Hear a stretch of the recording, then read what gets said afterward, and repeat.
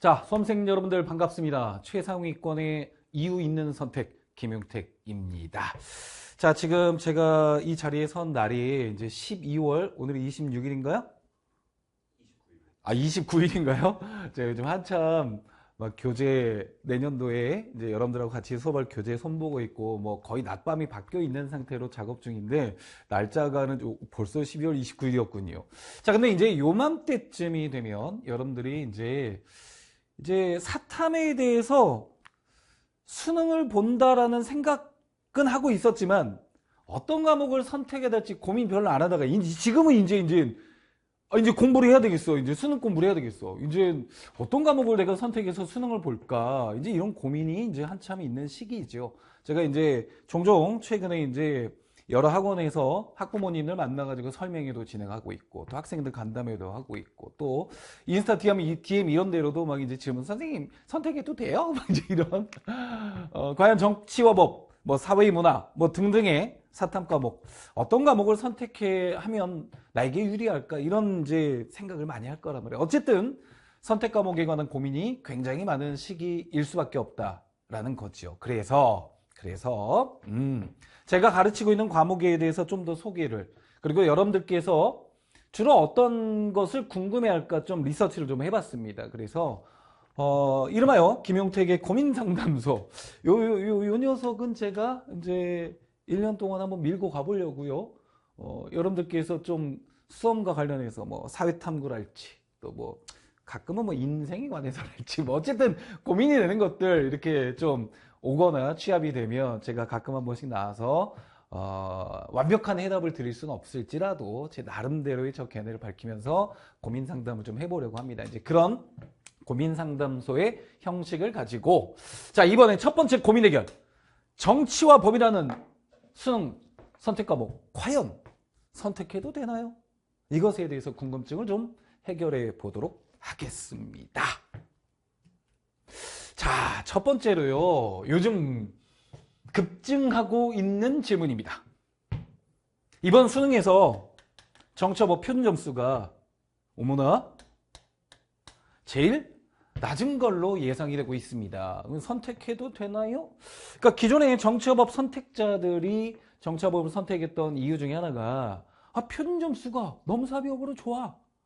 기왕이 똑같이 열심히 공부한다면 나중에 예를 들어 만점을 받았다. 뭐 A라는 과목 만점을 받았을 때, 정치와 법 만점을 받았을 때 무엇이 표준 점수가 더 좋겠느냐라고 했는데, 예를 들어 작년도 수능 같은 경우는 정치와 법 표준 점수가 넘사벽으로 높았습니다. 그러니까 야 정치와 법 하면 만점 받으면 1등급 받으면 다른 과목보다 대학 가는데 훨씬 더 유리하다. 작년에 실제로 그랬습니다. 그러니까 올해 선택한, 그러니까 얼마 전에 치렀던 수능 본 수험생들 중에 상당수는 표준 점수 때문에 정치와 법을 선택했단 말이에요.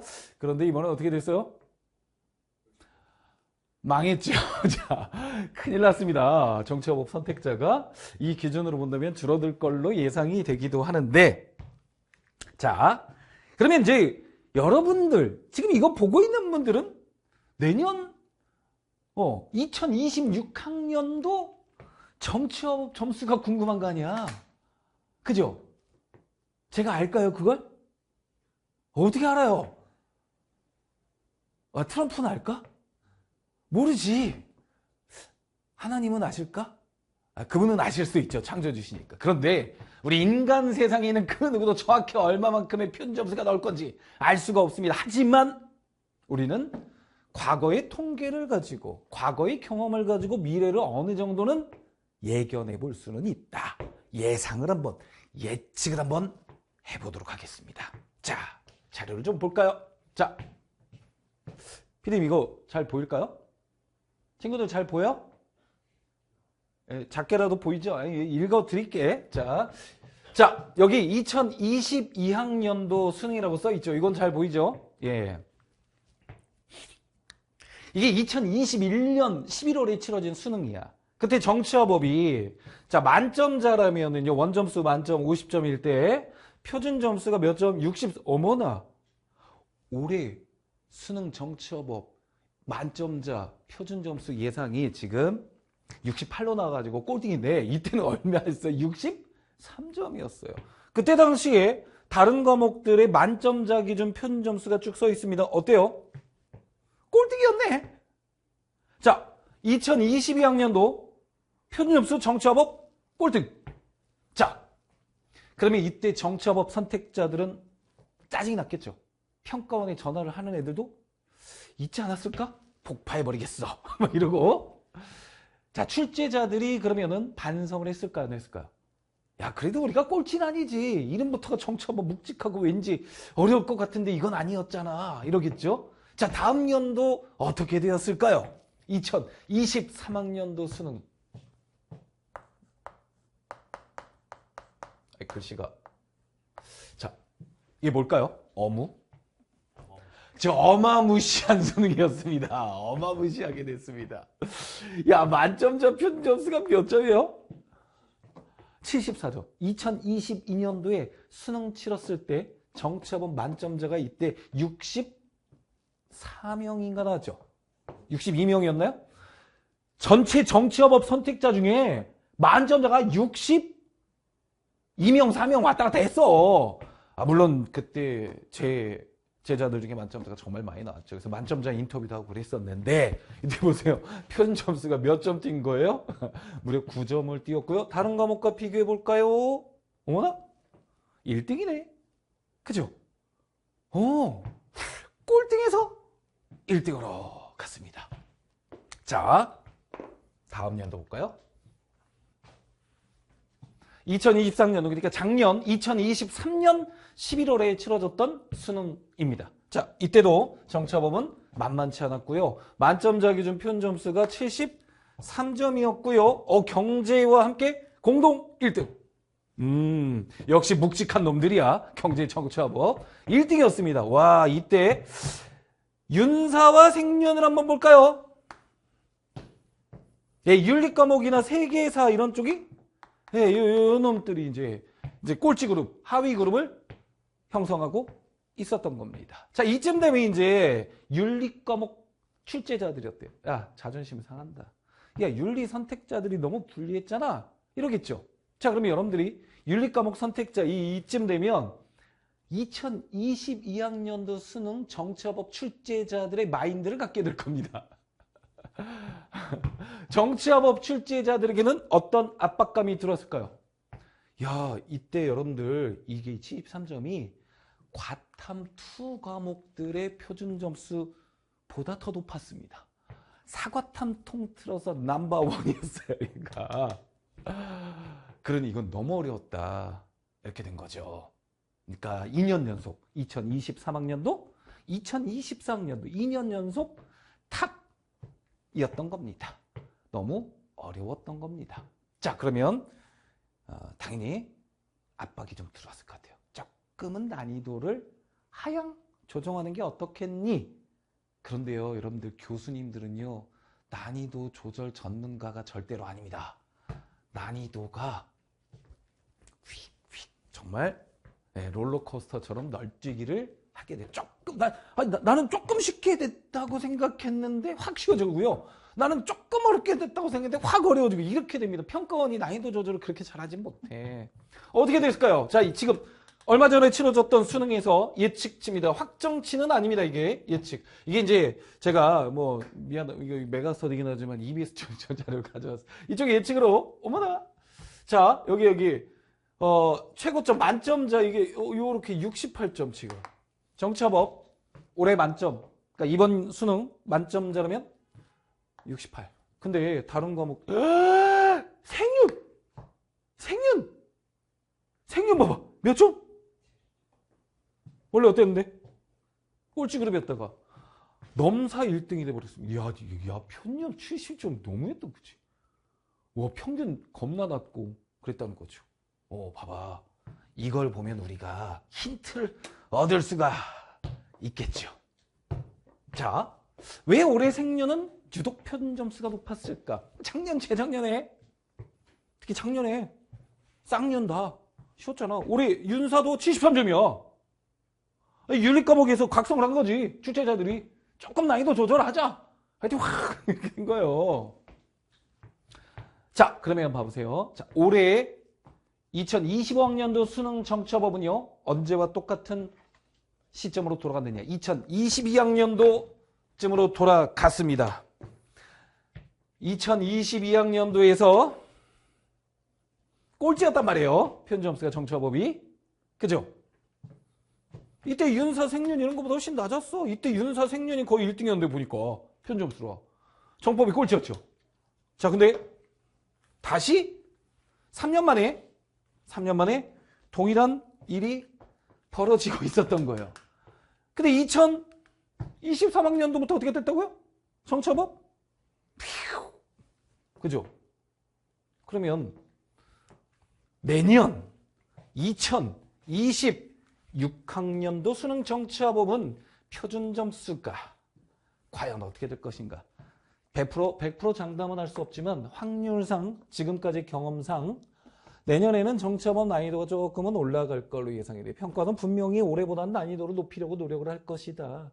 근데 조금 높였다고 생각하겠지만 실제 수험생들이 시험장에서 보는 난이도는 이런단 말이에요. 왜 더 그러냐면 여러분들은 분명히 방심할 거예요. 야, 정법 쉽잖아. 작년 수준으로 대비하면 되지. 이건 수능 보니까 뭐 별거 없던데 딱 그 정도로 하지. 일단 여러분들의 실력 향상은 급진적으로 이루어지기는 어려운 마인드를 갖게 될 거고 미안합니다. 그렇게 공부할 거란 말이야. 그런데 평가원은 난이도를 조금은 올릴 것이다. 그러면 내년에 표준 점수는 올해보다는 사탐 9과목 중에서 분명히 최소한 중위권은 기록할 것이다. 자, 결론! 표준 점수를 기준으로 했을 때 정처법을 선택하는 것은 절대 불리한, 올해보다 불리할 일은 없을 거 아니야. 올해가 꼴등이었어. 뭐 내년에 꼴등보다 더 아래가 어디 있어. 없잖아. 불리할 게 없구나라는 결론에 도달하게 됩니다. 여러분들 결론. 정치와 법, 표준 점수 때문에 야, 표준 점수 너무 낮아가지고 이거 선택해서는 매우 불리하겠어 라고 생각하시는 분들은 제 경험상, 통계상 내년에는 별로 불리하지는 않을 것 같다라는 말씀을 드릴 수 있을 것 같습니다. 충분히 잘 납득이 되나요? PD님, 잘 이해되셨나요? 예, 좋아요. 그러면 다음 질문으로 한번 넘어가 보도록 하죠. 자, 두 번째. 이건 뭐 최근만이 아니라 영원한 정치화법이라는 과목이 있는 한 영원히 항상 있는 질문. 정치화법의 약점으로 소문나 있죠. 공부량이 많다는 소문이 사실인가요? 팩트인가요? 팩트죠. 그죠? 자, 근데 이에 대해서 조금 말씀을 좀 드려볼게요. 자, 역사를 좀 볼게요. 자, 과거에 옛날에 지금 30대 친구들이 수능을 볼 때는요. 정치라는 과목과 법과 사회라는 과목이 따로 있었습니다. 특히 이 녀석은요. 제가 법학 전공자임에도 불구하고 이야 진짜 너무했다. 너무 오바다. 이건 이때 출제되었던 문제들이나 또 내용들을 이제 저는 비록 사법시험에 떨어졌지만 사법시험에 합격한 내 친구 선후배들 제가 장가가기 전에 혼자 살 때 아지트가 저희 집이었습니다. 술 먹고 내기합니다. 이거 풀어볼래? 이거 맞추면 내가 발렌타인 30년산 쏠게. 그러면 진짜? 이러면서 현직 판사, 검사, 변호사들이 문제풀이에 돌입합니다. 시간 된다. 너네 40점 이상 맞으면 내가 쏠게. 50점 중에 대부분 30점 이하가 나옵니다. 중도 포기자가 또 대부분입니다. 그만큼 어려웠어요.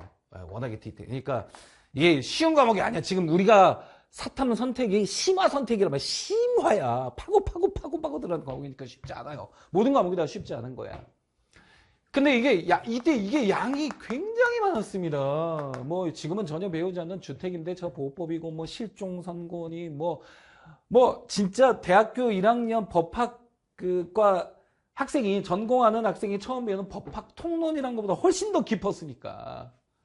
얘도 양이 어느 정도 중간 정도의 양이 되는 과목이었어요. 그런데 교육과정이 개편되면서 이때는 선택 과목이 사탐 과목이 11과목이었다가 이제 줄어든 거야. 그래서 법과 정치라는 과목으로 변화했습니다. 그리고 나서 지금은 법과 정치 아니면 정치와 법이야? 네, 정치와 법으로 과목 이름이 바뀌었죠. 자, 그러면 이 법과 정치라는 과목은 두 과목이 합해졌으니까 이 둘을 다 포함했을까요? 아니에요. 여기서 빠져나가는 과목 그 내용들이 굉장히 많았습니다. 자, 그러면 법과 정치에서 정치와 법으로 면서부터 그러면 양이 그대로였을까? 또 빠져나갔을까요? 대표적으로 주택임대차보호법. 우리 조교 친구가 맨날 그래요. 아, 주택임대차보호법 이런 걸 가르쳐야지 왜 뺐냐? 실생활에 도움되는데. 저는 빼기를 원했습니다. 왜? 비록 제가 주택임대차보호법 가지고 이때 평가원 문제나 이런 내용 적중해가지고 애들이 호평을 많이 받았었지만 양이 너무 많다. 다 과목에 비해서 공부에 부담이 빠져나오고 그래가지고 지금은요. 솔직히 말해서 과거의 오명을 그대로 뒤집어 쓰는 건 정치와 법이 너무 억울해할 것 같은 그런 상황이라고 보여집니다. 예. 그래서 공부량이 많다는 소문은 사실인데 그렇다고 해도 미치도록 많다는 아닙니다. 할만하다. 그리고 이 공부량이 많다는 소문에 또 진원지 중에 하나는 이런 측면도 있지만 또 하나의 진원지가 뭐냐면 한계가 그러니까 이런 부분.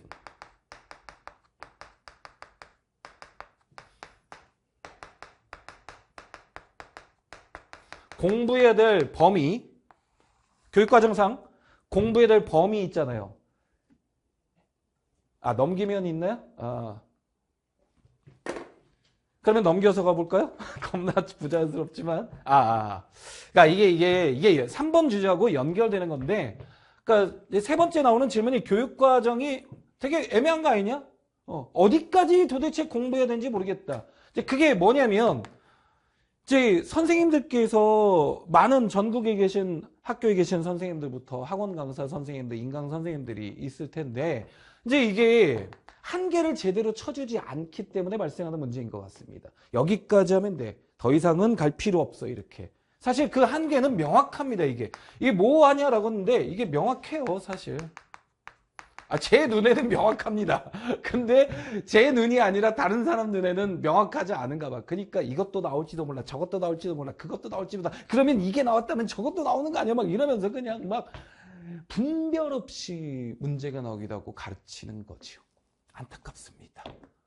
우리 앞에 있는 조교분, 저와 10년 가까이 오셨죠? 제 강의와 제 교재를 수능에서 벗어난 적은 한 번도 없었죠. 그죠? 예. 그럼 내가 하자는 대로만 하면 될 거 아니야.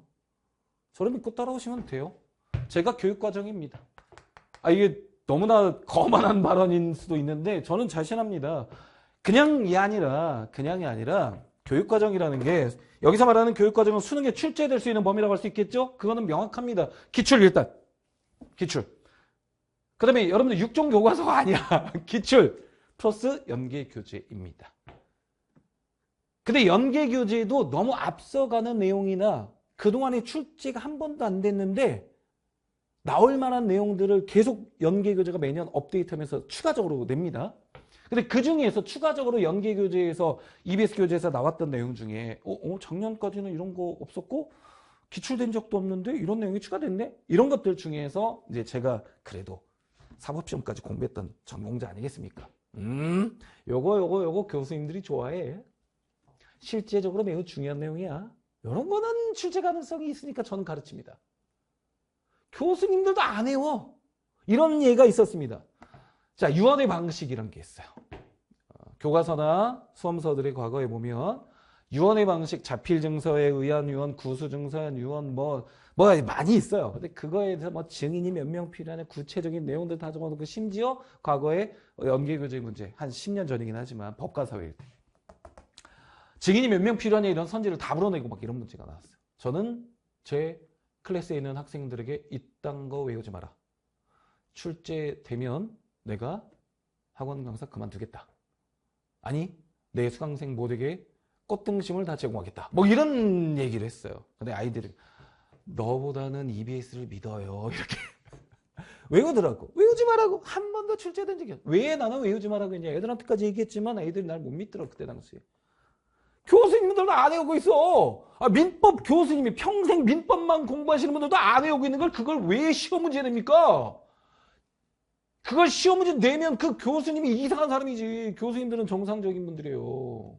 절대로 될 리가 없는 내용들이 있단 말이야. 그건 죽어도 제가 안 가르칩니다. 교재 있건 없건 안 가르쳐. 근데 이거 낼 수 있다. 교수님들이 좋아했다. 최근에 이슈가 됐다. 이런 것들은 내요. 오케이?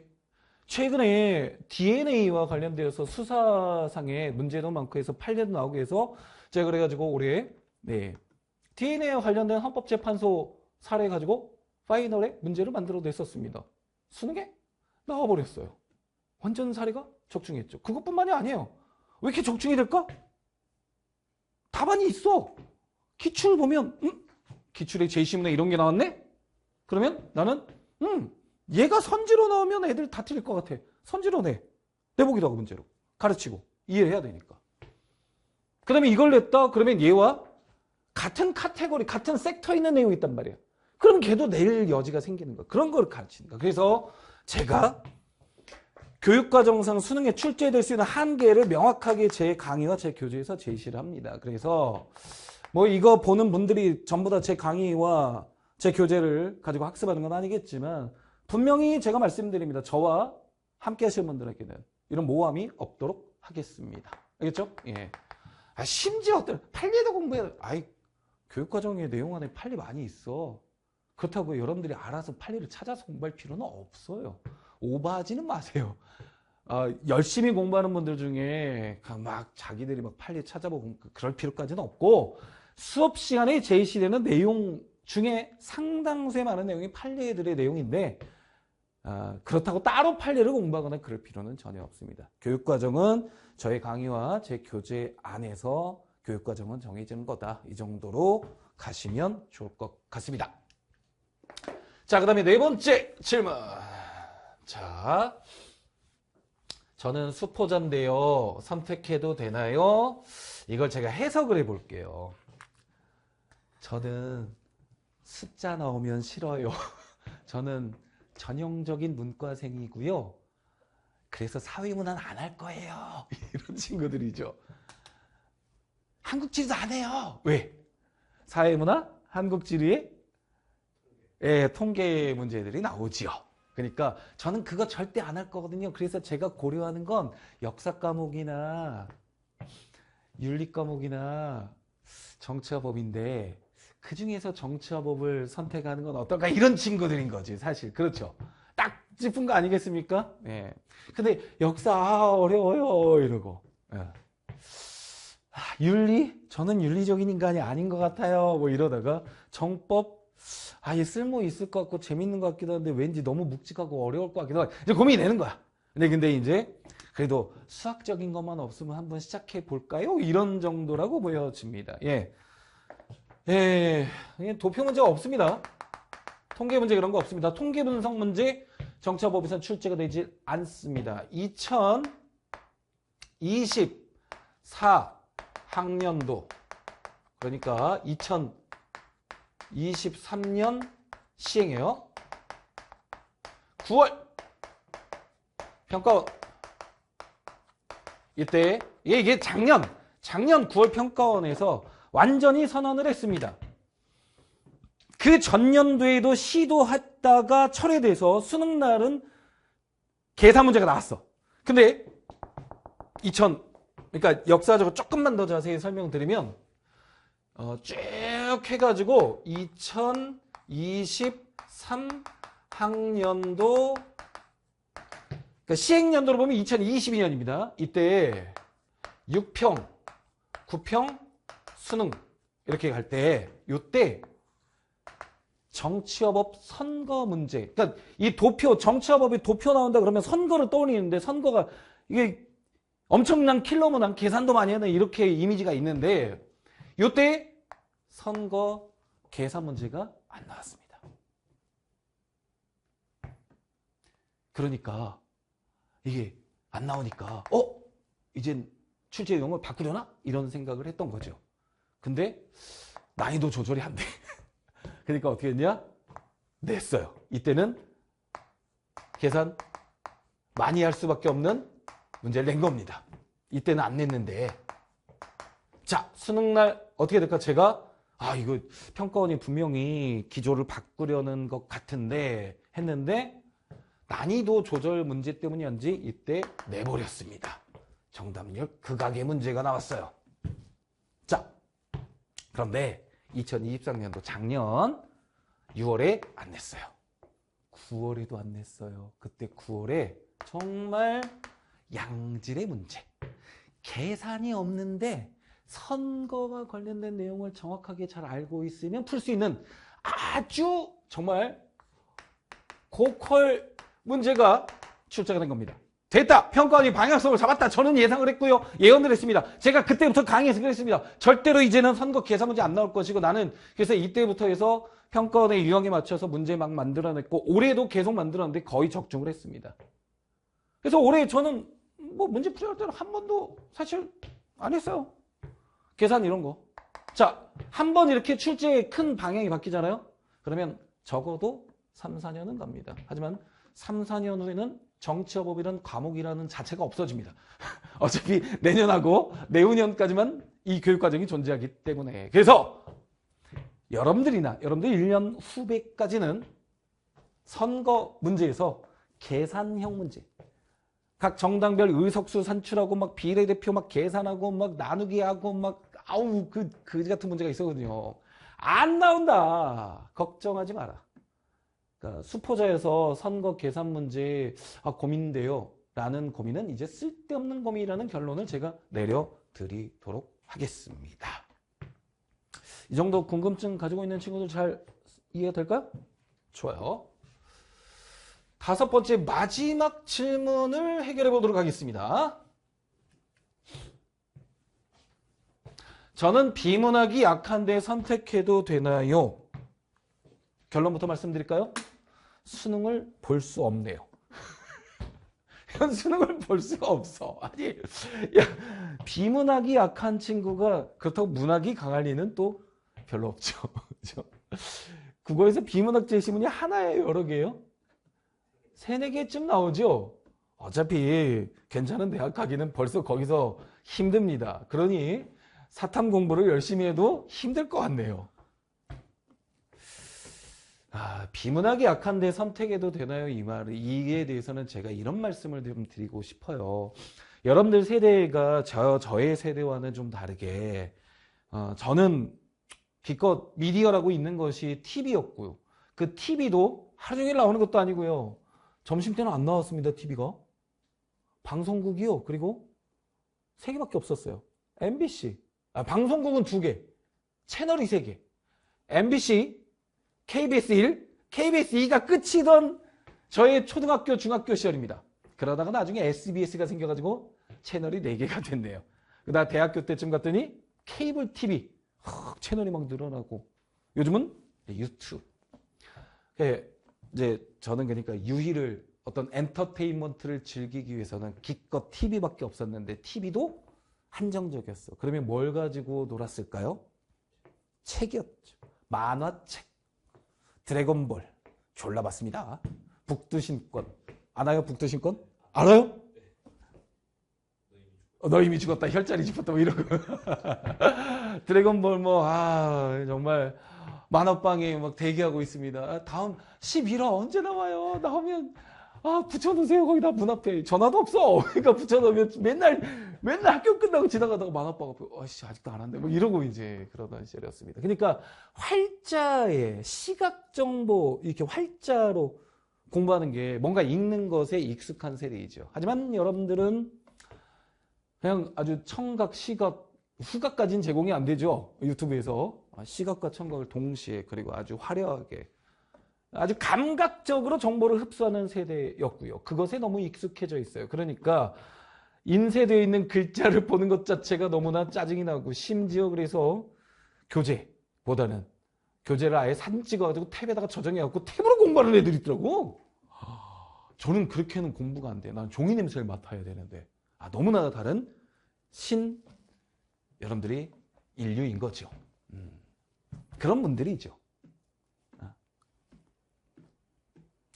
그러면 이 문제를 그대로 안고 갈 거예요, 여러분들? 비문학이 약해. 그럼 사탐의 문제가 아니라니까, 이건. 전 과목의 문제야, 이건. 특히나 요즘은 사탐이요. 왜 이런 질문이 나오냐면 사탐이 옛날에는 자 이게 요게 시험지예요. 옛날 3, 4년 전. 자 문항이 한 페이지당 4문제에서 5문제씩 이렇게 했어요. 총 20문제 구성할 때 한 페이지에는 4문제 또 다른 페이지에는 뭐 대여섯 문제 이렇게 했을 거 아니에요. 그러면 문제가 이랬습니다. 1번 제시문 선택지 이렇게 있어요. 2번 제시문 선택지 이런 식이었어요. 근데 지금 현재 정치어법, 사회문화, 윤리 과목들 대부분 다 어떻게 되냐? 제가 역사 과목까지는 모르겠고요. 역사 과목 이외 나머지 과목들 시험지를 보면요. 대부분 다 이제 어떻게 되냐? 1번 제시문 선택지 이렇게 했어요. 2번 제시문 선택지 이렇게 가요. 야, 무슨 차이가 있어요? PD 차이가 느껴지나? 예. 네. 여백이 없어요. 여백의 미가 없는 시험이에요. 이거 참 한국적인 여백의 미를 상실한 시험지입니다. 더군다나 이때 당시 옛날에는 여기 제시문에 있는 글자 포인트가 11.5포인트로 인쇄가 많이 되었었습니다. 11포인트, 11.5포인트. 지금 여기 일단 여기는 바탕체였거든요. 여기 이제 일단 고딕으로 글자체가 딱딱한 고딕으로 바뀌었고요. 9포인트 내지는 심지어 8포인트도 받습니다. 그러니까 이때에 비해서 이때 이렇게 가면서 일반적으로 보통 한 문제당 제시문의 길이가 글자 텍스트의 양이 2배 이상씩 다 늘어나는 거야. 모든 문제가. 그러니까 이제 비문학이 약한데 국어 점수 안 나고 당연히 사탐 점수 안 나올 수밖에 없는 구조야. 이런 친구들은 일단은 유튜브를 끊어야 돼요. 유튜브를. 책에 익숙해져야 돼요. 그리고 이런 분들의 최대의 단점이 뭔가 이런 거를 빨리 읽으려고 해. 죽어도 정보 파악이 안 됩니다. 이게 무슨 만화책이에요? 이게 무슨 웹소설입니까? 어? 아닙니다. 학자들이 학문적인 글을 써놓은 거야. 사회학자가 이 사회학적 고찰을 통해서 뭐 어려운 용어를 섞어가지고 써놓은 내용이 들어가 있을 거 아니야. 사회문화라면 정치법, 막 정치법 법률 용어 어려운 것들 막 들어가 있을 거 아니야. 그걸 쑥쑥 읽어가지고 되겠어요? 쑥쑥? 쇼핑할 때나 쓰는 거라고 있어 내가 SSG는 절대로 정보 파악이 안 돼. 그러면 선지를 아무리 읽어도 답이 안 나옵니다. 이 글씨가 오랜만에 칠판 앞에 섰더니 글씨가 참 그렇군요.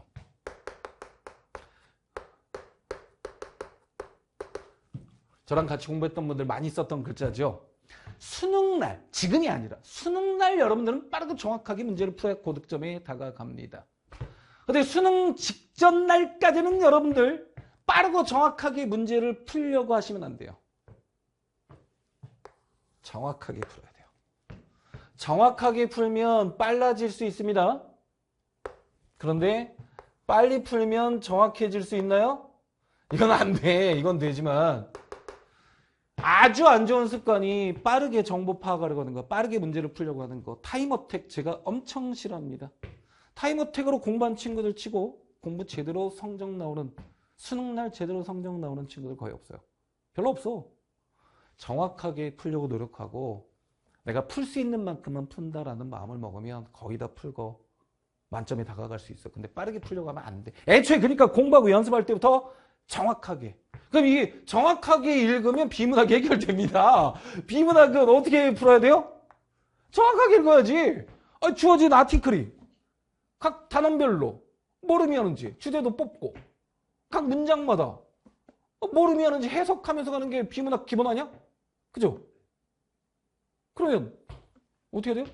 정확하게 읽어라.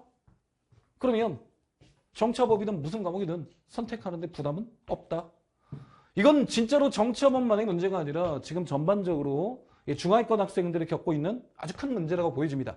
여러분들 세대가 겪을 수밖에 없는 문제이기도 해서 참 안타깝기도 한데 제발 글자를 정확하게. 제가 이런 식으로도 표현합니다. 그래서 요즘 구문독해란 말 쓰나요, 여러분들이? 영문독해란 말 쓰나요? 아, 영문독해. 아, 저 때는 영문독해고 구문독해 똑같은 말이었는데. 그러니까 막 여러분들 영어 문장 분석하면은 여기 뭐 what이 나오든 that이 나오든 막 이렇게 있고 여기에 뭐 명사가 있어 the person 뭐 이런 거 있고 여기 가지고 그러면 뭐 아이씨가 관계대명사다 이렇게 해가지고 가로친 다음에 여기는 동사가 나오고 이 새끼가 어쩌고저쩌고 수식하네요 뭐 이런 거 하죠? 하잖아. 지금도 하나 이런 거? 아, 이건 안 변했네. 아.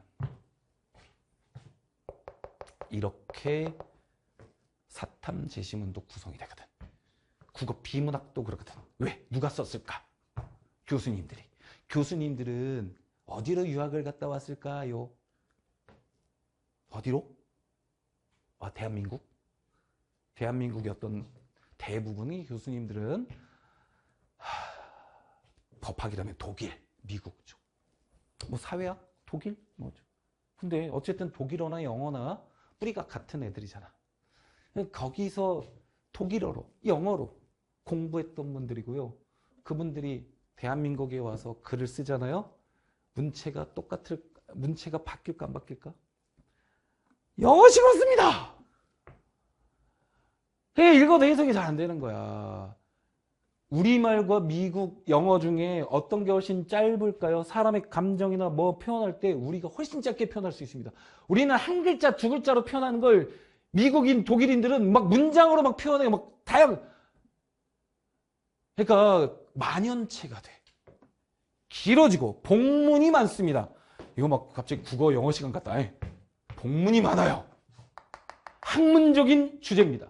복문도 많고요. 그러면 쓱 읽어야 돼. 당연히 끄널거야 돼. 제발 끄널거라. 여러분들이 보는 3월 학평, 4월, 5월 뭐 이럴 때 보는 모의고사들, 고3 기준에서 또 시중 모의고사, 시중의 문제들 이런 식으로 많이 나와요. 이게 시중 문제들은 여러분들이 보는 고3 초반에 갔던 모의고사들 대부분 이런 식입니다. 근데 수능 날 이래. 환장하는 거지. 대처가 안 되는 거지. 근데 애초부터 이럴 거라고 생각하고 공부를 해야 돼. 짧은 거라도 빨리빨리 파악되는 정보라도 끊어읽는 습관을 자꾸 들이면서 가야 돼. 그러면 여러분들 정법을 공부하든 사회문화를 공부하든 사탐을 공부하는데도 비문학이 도움이 되고요. 비문학 공부했는데 사탐에도 도움이 돼요. 어차피